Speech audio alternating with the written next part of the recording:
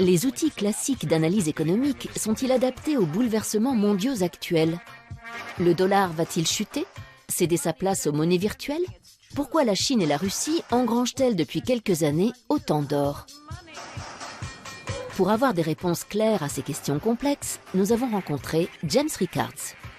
Conseiller financier du gouvernement des États-Unis, entre autres, il était déjà négociateur juridique et financier lors de la prise d'otage à Téhéran en 1979.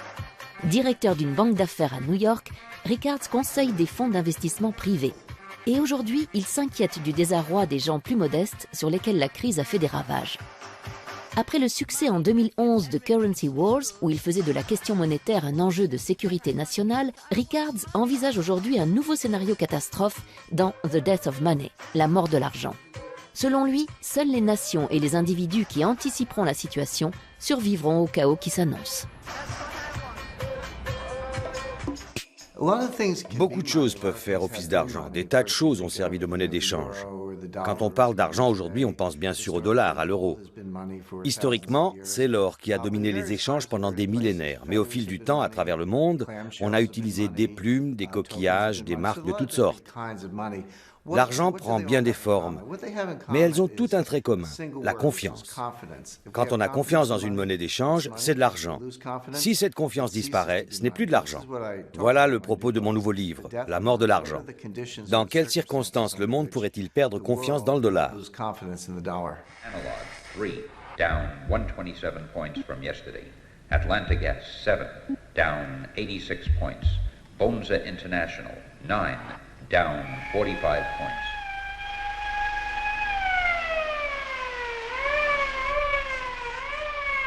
Jesus, look at that. Well, what is it? What's happening? What is it? A suicide epidemic? A war? No, the crash. The market is collapsing. En 2009, j'ai conçu et planifié le premier jeu de guerre financier. Ce projet a été financé par le ministère de la Défense américain, par le Pentagone, et réalisé dans un laboratoire militaire ultra secret près de Washington. J'ai engagé quelques spécialistes et nous avons échafaudé des plans en se disant « on va leur en donner pour leur argent ». C'était un jeu de guerre financier. On ne pouvait pas utiliser des armes conventionnelles, pas de bombes, pas de navires, ni de sous-marins. Nos seules armes étaient des actions, des obligations, des produits dérivés, des monnaies et des matières premières. Notre plan était le suivant. La Russie et la Chine mutualisaient leurs réserves d'or, émettaient une nouvelle monnaie indexée sur l'or par l'intermédiaire d'une banque à Londres et d'une chambre forte en Suisse. Ensuite, ces deux pays annonçaient qu'à l'avenir, les exportations énergétiques russes et les produits manufacturiers chinois devraient impérativement être réglés dans cette nouvelle devise. On tourne le dos au dollar, on va détruire le système fondé sur le dollar. Voilà le scénario que nous avons développé, et on s'est moqué de nous. Des professeurs de Harvard ont déclaré « C'est ridicule, l'or ne joue plus aucun rôle dans le système monétaire, c'est une référence du passé. » Eh bien, vous savez quoi? Depuis 2009, la Russie a augmenté ses réserves d'or de 70%, la Chine de plusieurs centaines de pourcents. On voit les Russes s'en prendre aux États-Unis en menant une guerre financière. Ce que nous avions imaginé est en train de se réaliser.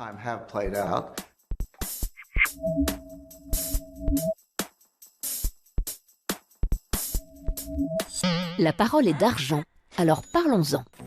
Pecunia, le mot latin qui désigne l'argent, vient de pecus qui signifie bétail. Pour les Romains, une vache était en effet l'investissement idéal, car échangeable contre du pain, du blé, des vêtements, etc. Mais le principe du troc montre rapidement ses limites. En 500 avant Jésus-Christ, l'empereur Crésus fait frapper la première pièce d'or, d'où l'expression « être riche comme Crésus ». La monnaie papier est créée 1500 ans plus tard, en Chine, sous forme d'une attestation de dépôt. C'est le premier pas vers la virtualisation de l'argent. Le paiement sans espèces apparaît au XIIIe siècle à Florence. Les riches commerçants signent des ordres de virement d'un compte à l'autre. Les premières cartes de crédit sont utilisées aux États-Unis dès la fin du XIXe siècle. Et l'année 2009 voit l'apparition du Bitcoin, la première monnaie 100% virtuelle. Elle n'est émise par aucune banque nationale et les transactions sont gérées selon un système aléatoire par un réseau d'ordinateurs. L'avenir dira si le Bitcoin est une monnaie sûre. Bien sûr, les États-Unis sont la première économie mondiale. C'est de loin le plus important marché obligataire dans le monde. La plus grande partie des réserves de change est libellée en dollars. Une crise du dollar, une crise de la dette souveraine américaine plongerait le monde entier dans la crise. Le système monétaire international s'est effondré 3 fois au cours des 100 dernières années, en 1914, en 1939 et en 1971. Ce genre de phénomène se produit tous les 30 ou 40 ans. Quand cela arrive, ce n'est pas la fin du monde. On ne retourne pas vivre dans des cavernes. Concrètement, les grandes puissances financières et commerciales se réunissent et rédigent de nouvelles règles du jeu. L'expression n'est pas de moi. Elle apparaît il y a plus d'un siècle pour décrire le fonctionnement du système monétaire international. Quand le système monétaire international s'effondre, ce qui devrait à mon sens se produire prochainement, il faut définir de nouvelles règles du jeu. Mais quelles sont ces règles et comment les gens peuvent-ils s'y préparer? L'illusion monétaire est un concept économique, je ne l'ai pas inventé.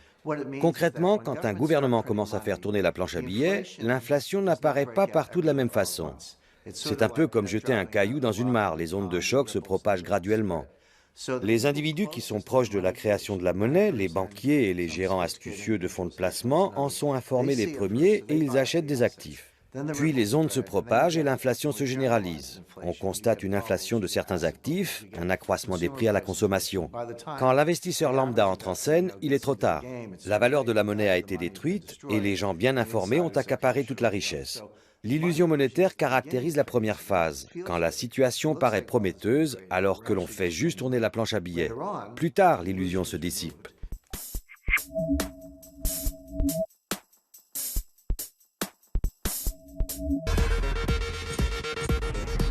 C'est la plus célèbre devise au monde sur laquelle est inscrite aussi la plus fameuse « In God We Trust », même s'il y a longtemps que les mécréants lui font davantage confiance qu'à Dieu. L'heure est grave, de plus en plus contesté, le dollar est même menacé de disparition. Il pourrait être remplacé par la monnaie virtuelle et autres moyens de paiement numériques. Pourtant, s'il quittait la scène, quel drame pour le rêve américain auquel il est intimement lié. Rien ne pourrait l'effacer de notre imaginaire où il occupe une place de choix. Le dollar est lié à la naissance de la nation américaine. Il a été créé pour financer la guerre d'indépendance. Il est synonyme de conquête et de pouvoir. C'est un trophée. L'Américain est dévoré par l'ardente ambition de faire fortune. C'est l'unique passion de sa vie. Chacun ici désire devenir riche et s'élever dans la société. Personne n'estime impossible d'y parvenir, écrivait Tocqueville en 1840. Même si les immigrants qui rêvaient d'une Amérique aux rues pavées d'or ont vite déchanté. Bretton Woods l'a encore magnifié en faisant l'unique monnaie des échanges internationaux à la fin de la Seconde Guerre mondiale. Symboliquement, depuis, posséder des dollars, c'est pouvoir se payer n'importe quoi, partout dans le monde. En littérature, même Jack London, l'homme des grands espaces, lui consacra une nouvelle pour $100 de plus. Quant au cinéma, il a joué un rôle capital dans la construction du mythe. De Capra à Eastwood, on ne compte plus le nombre de films où il tient le premier rôle. Et c'est bien $1 silver que chante Marilyn dans Rivière sans retour. Aujourd'hui, s'il n'a quitté ni les livres, ni les articles, ni les séries, les jeux vidéo ou l'art contemporain, son image fait particulièrement fantasmer les rappeurs, dont il est devenu l'accessoire préféré à longueur de clip. Il y a des choses que l'on sait. On connaît l'échelle du système et on sait aussi qu'un krach est en rapport exponentiel avec la taille du système. Quand le système triple de taille, on ne triple pas le risque, on le multiplie par 10 ou par 100. C'est la nature d'une fonction exponentielle. Quand on regarde le système actuel, on constate qu'il est beaucoup plus gros qu'avant. En 2008, par exemple, on a tous entendu l'expression « trop gros pour faire faillite ». Les banques étaient trop grosses pour faire faillite, il fallait les sauver. Eh bien, vous savez quoi? Aux États-Unis, depuis 2008, les 5 plus grandes banques sont plus importantes encore. Elles contrôlent une part plus grande des actifs bancaires et elles ont une panoplie plus large de produits dérivés. Ce qui était déjà trop grand en 2008 pour disparaître est encore plus grand aujourd'hui. Ce qui veut dire que le risque d'un effondrement catastrophique est encore plus grand. On voit ce qui nous attend. Aujourd'hui, avec les réseaux sociaux, nous sommes plus connectés que jamais. La possibilité qu'une perturbation minime se propage à grande vitesse est encore plus probable en raison de cette connectivité accrue.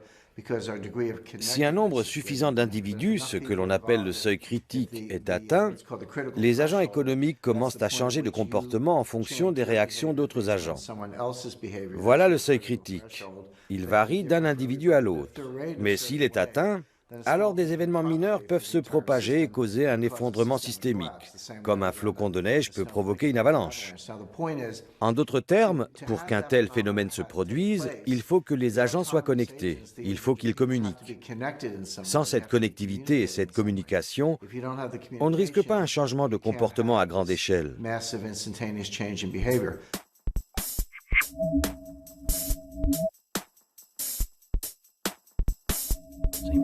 Qu'est-ce qu'un trader? Un opérateur de marché qui vend et achète des actions boursières de façon désormais totalement numérique.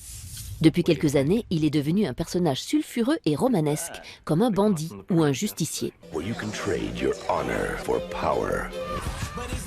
Caractéristique, il va vite, très vite, parfois aidé de quelques produits illicites. Il est riche, merci les primes, sa copine est belle, mais pas son langage.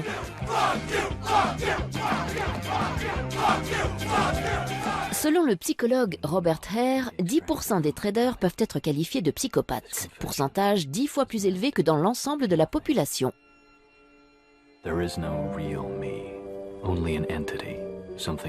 Peu à peu remplacé par des machines, le trader devient-il lui-même un algorithme susceptible de dérégler le système? Nous courons le risque qu'un jour, les choses nous échappent totalement et qu'une défaillance entraîne le reste du monde dans l'abîme, les marchés européens et asiatiques compris, puisque tout est interdépendant et se passe à une vitesse fulgurante. C'est ce qui inquiète les gens. Quand on parle de terrorisme financier, on ne pense pas seulement au piratage des comptes bancaires, mais aussi à ce qui se passe dans les salles des marchés du monde entier. Parfois, la cote du trader s'effondre ou augmente par ailleurs, comme celle de Jérôme Kerviel, accusé par la Société Générale pour laquelle il travaillait de lui avoir fait perdre 5 milliards d'euros en janvier 2008. Accusé d'abus de confiance, faux et usage de faux, il a depuis été désigné par des centaines d'internautes comme le David de la finance contre le Goliath bancaire. Son jugement en cassation vient de supprimer sa dette de 4,9 milliards d'euros. Il a aussi rencontré le pape et entamé une marche Rome-Paris pour sa rédemption et pour changer son système de valeurs. Malheureusement, le pouvoir financier est global. Cela ne devrait pas être le cas. La finance et la banque devraient faciliter le commerce, pas le dominer. Les banquiers sont des parasites du système. Ils confisquent de la richesse dans le système. Ils ne créent pas de richesse. Qui crée de la richesse? Les inventeurs, comme Bill Gates ou Steve Jobs, ou des inventeurs en Europe, des créateurs d'entreprises, des gens créatifs. Voilà les vrais créateurs de richesse. Les banquiers ne créent pas de richesse. Ils s'approprient de la richesse grâce à un système perverti. Il faut renverser ce modèle de la finance. Il ne faut pas l'éliminer mais l'encadrer pour qu'il serve les échanges. Je comprends le fonctionnement du système et depuis que je m'occupe de finance, je suis scandalisé par sa dégradation. Le service a fait place à la cupidité. La création de valeur ajoutée a été remplacée par l'extorsion de richesse. Il est grand temps de le dénoncer.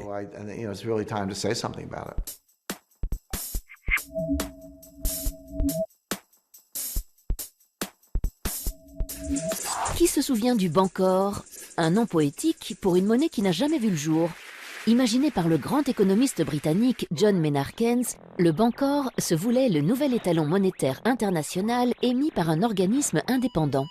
Mais les États-Unis ne l'entendaient pas de cette oreille en 1944. Pourtant, l'esprit de neutralité du Bancor pourrait bien avoir inspiré les créateurs de l'euro, utilisé dès 1999 pour les transactions. On retrouve au fondement de la monnaie européenne la même ambition de créer une devise supranationale. Aujourd'hui, les monnaies virtuelles ont le vent en poupe. Elles ont investi les jeux vidéo principalement en ligne. Sur Second Life, Entropia Universe ou World of Warcraft, accomplir une mission ou dérober un butin peut rapporter des Linden Dollars, des Project Entropia Dollars, des Adena ou autres PO. Certaines plateformes proposent même de convertir les gains amassés en vraies devises ou, plus pragmatiquement, de les utiliser pour régler son abonnement. A l'inverse, pas de problème pour renflouer son porte-monnaie virtuel. Il suffit de se munir d'une carte bancaire, bien réelle cette fois. On n'oublie pas le Bitcoin, la monnaie virtuelle de la vraie vie. Créé en 2009, le Bitcoin est une devise électronique cryptée qui permet notamment d'effectuer des transactions en ligne sans passer par une banque. Le revers du Bitcoin, son cours très volatile qui fait des montagnes russes. Et sa sécurité.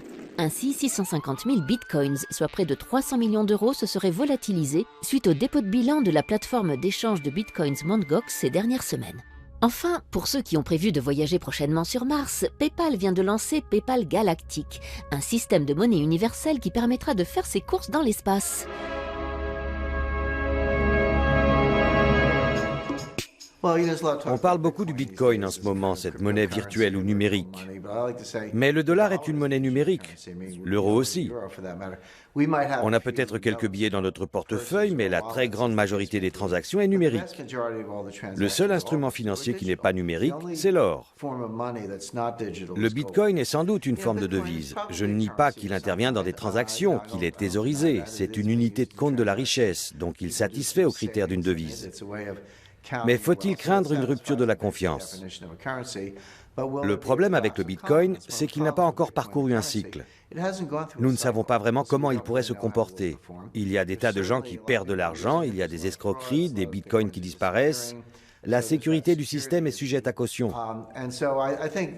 Les gens qui plébiscitent le Bitcoin sont soit des technophiles, des fanats d'informatique style Silicon Valley, ou des libertaires, des anarchistes, qui détestent les gouvernements et qui se disent « Voilà une monnaie qui échappe au contrôle d'État, ça me plaît ».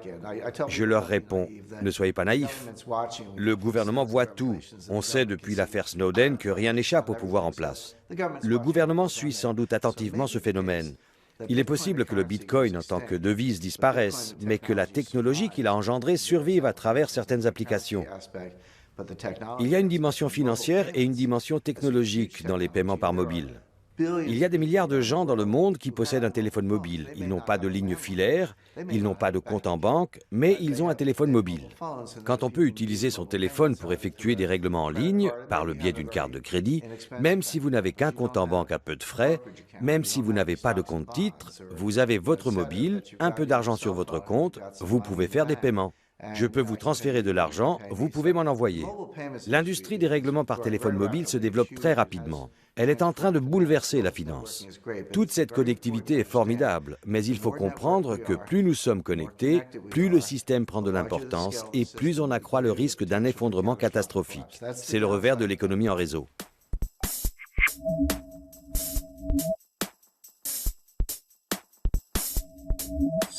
Le monde compte environ 180 monnaies officielles. Et il y a les inofficielles, comme le Chiemgauer, dans le sud de l'Allemagne, ou la pêche, utilisée par les commerçants de Montreuil. À la bourse, le dollar, l'euro et le yen japonais sont les devises les plus en vue. La bourse la plus importante du monde est celle de Wall Street. En 2013, 7 000 milliards de dollars y ont été échangés. En deuxième position, le Nasdaq, qui est un marché boursier totalement virtuel. L'argent travaille vite, son unité de temps est la nanoseconde. Les ordinateurs traitent aujourd'hui les transactions en un milliardième de seconde. 1000 transactions en un battement de cils. En 2010, on comptait encore en millième de seconde. Ces transactions à très grande vitesse représentent 50% des échanges dans le monde, 70% aux États-Unis et 40% en Europe. Pourquoi est-ce que le dollar est la première monnaie de réserve dans le monde? Ce n'est pas lié à la devise elle-même, mais au support d'investissement libellé en dollars. Supposons que vous soyez un partenaire commercial des États-Unis et que vous encaissiez des dollars ou toute autre devise.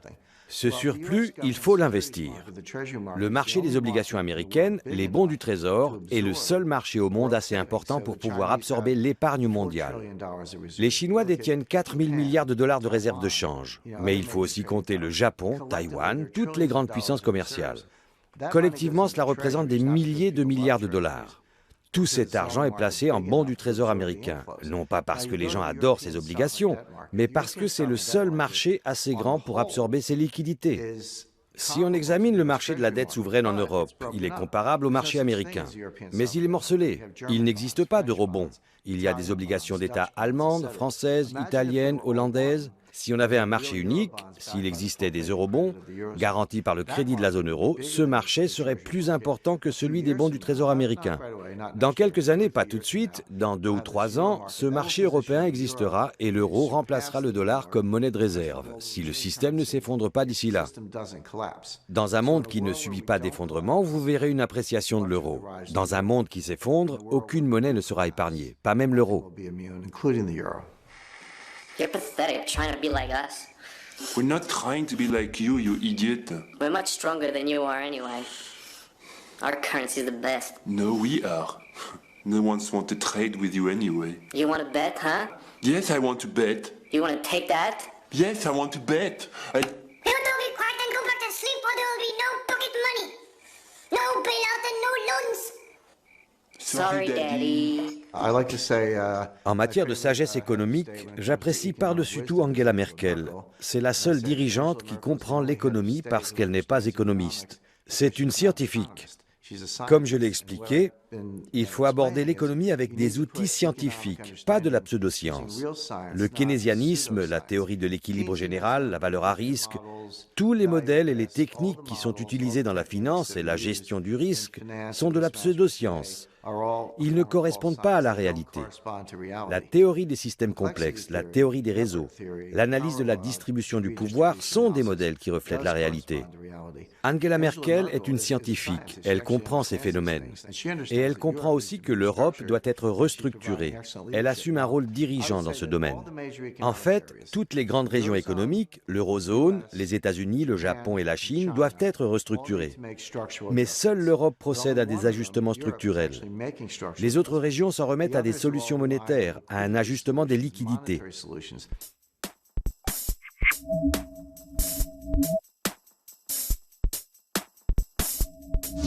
Avec 1 400 milliards de dollars, la Chine est le premier détenteur étranger de la dette américaine.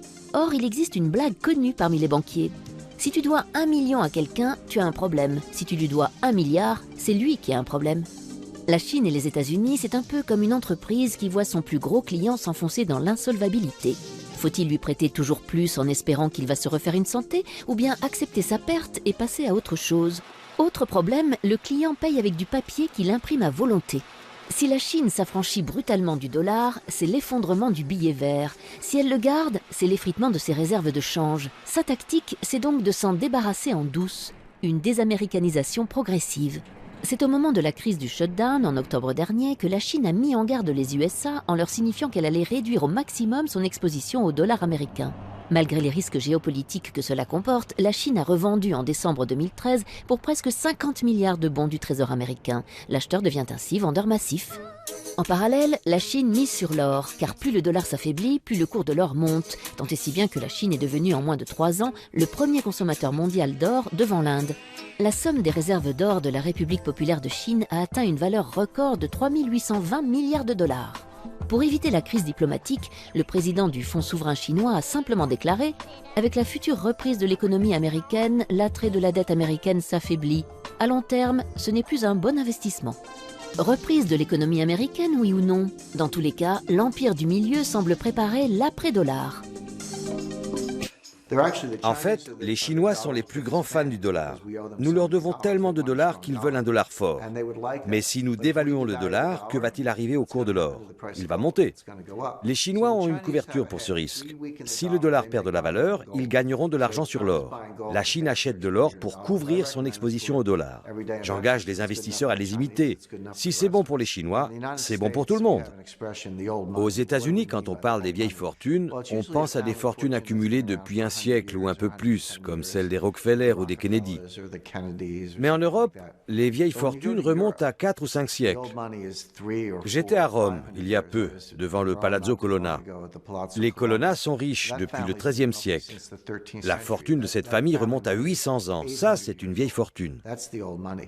Quand on discute avec ces milliardaires européens qui gèrent cette fortune dynastique et qu'on leur demande « Vous avez su protéger votre fortune non seulement de la dépression des années 30, mais de la guerre de 30 ans, des guerres de Louis XIV, des guerres napoléoniennes, de la guerre d'Espagne. Comment avez-vous survécu à tous ces cataclysmes ?» Ils vous répondent « La règle est 3 tiers.